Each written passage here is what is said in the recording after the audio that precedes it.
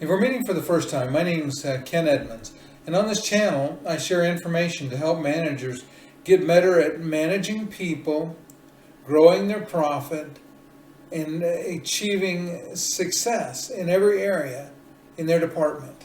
In my experience working in the copier business, what I saw happen way too often was people would walk up to their best technician and they would tell him, "Congratulations, you're the manager."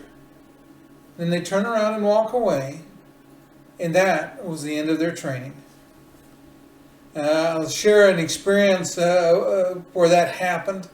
There was a technician he was probably one of the better technicians I met in my career. He was very good at fixing equipment. And his company wanted him to step up and be a supervisor. So they promoted him to the position of supervisor, and then they didn't give him any training. And it was interesting because I got to see him struggle and try to succeed leading his team, and he failed at that. And the end result was he quit working for the dealer and went to work managing a bar. Now, it was interesting that this individual probably would have succeeded if he'd had the right training. When I retired from Konica Minolta, which was the last copier manufacturer I worked for as a district service manager, I made it my resolve to train 500 service managers by 2030 to help them learn how to achieve outstanding success, not only in leading their team, but in providing profitable service and great customer support. I believe that promoting a person to a managerial role and then leaving them to sink or swim is one of the cruelest actions any business could take. I do also believe that most individuals with proper training can learn to not only survive as a manager, but to thrive and deliver outstanding results. When I retired from Konica Minolta, which is my last role is in the full-time employment field, we'll say, I made it my mission to try and help 500 service managers get the training they needed to be able to really do well in their job, and to train those by 2030. In this video, I'm going to share 3 pieces of content that are designed to help you see what managers need to understand and need to learn to be successful. And the proper use of these 3 pieces of information constitute a pattern of success. I've seen it work over and over again, and hopefully it'll help you create your pattern for success. One of the most important factors in being successful as a manager is to develop leadership. Leadership is a quality that will get people to want to follow you towards some objective. The business in general is filled with people that are managers and they're bosses, but they're not leaders.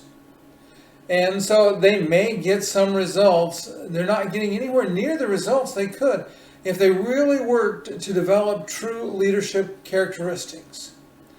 And it's interesting that leadership is not a skill. Leadership is not really the application of knowledge.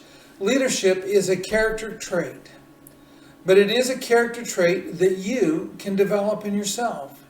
And if you are a leader, it's something that you can usually improve at. I know throughout my life, I'm constantly learning to get better as a leader.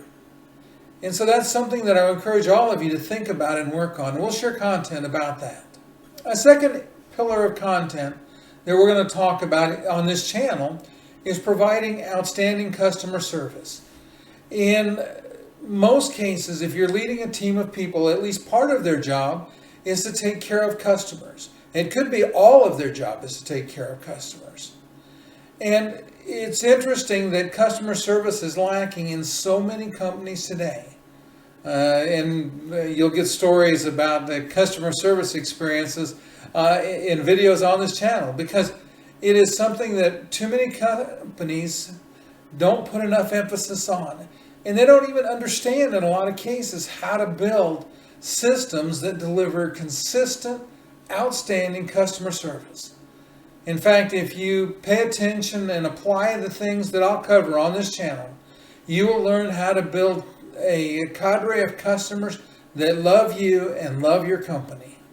None of this matters if you're not making a profit. So we will talk about the factors that impact your ability as a company and probably as a department to make a profit. And we'll learn how to do what we can to improve our profitability without hurting our customers. Because you can squeeze additional profit and hurt your customers in the process, and that's very short-sighted. You squeeze customers long enough and hard enough, they're no longer your customers. So we'll examine processes and techniques that you can use to improve your profitability or control your costs in your department, but do it in a way that doesn't jeopardize your service. If this information sounds like something that's useful to you, you're going to want to subscribe to this channel.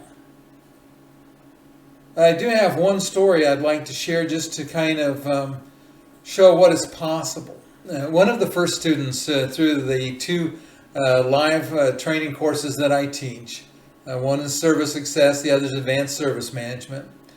One of the students who was in the first class of both of those, I had a chance to visit with his manager the other day, and actually you can see the interview on the btaa.org website. But she said that in the first few weeks, this individual generated a positive return on investment in his training.